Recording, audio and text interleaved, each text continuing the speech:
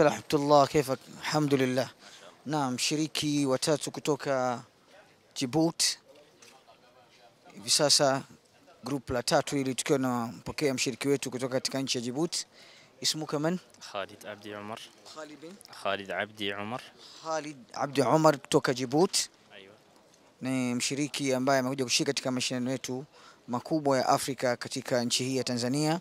Mashindano ambayo yatafanyika katika uwanja wa Uhuru tarehe 9 mwezi huu wa 4 mwaka 2023 kuanzia saa 12 kamili kabisa.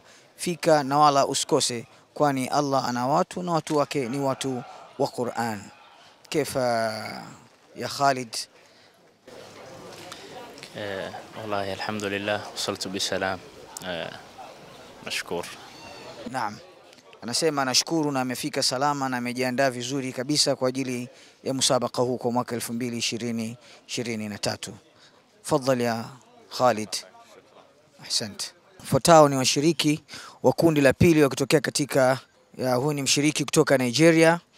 You're welcome in Tanzania and you can speak English, right?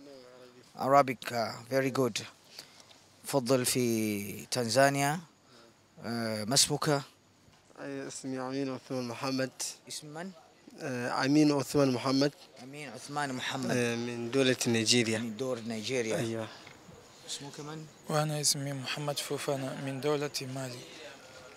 Naam, washiriki wetu kutoka Nigeria pamoja na Mali tayari wamewasili katika nchi yetu ya Tanzania kuelekea katika mashindano makubwa zaidi ya Afrika, ambayo mashindano haya yanaandaliwa na taasisi ya Al-Hikma Foundation chini ya usimamizi wa Sheikh Nuruddin Kishki. Mashindano haya yatafanyika tarehe 9 mwezi wa 4 mwaka huu 2023 insha Allah. Allah ana watu na watu wake ni watu hawa wa Qur'an.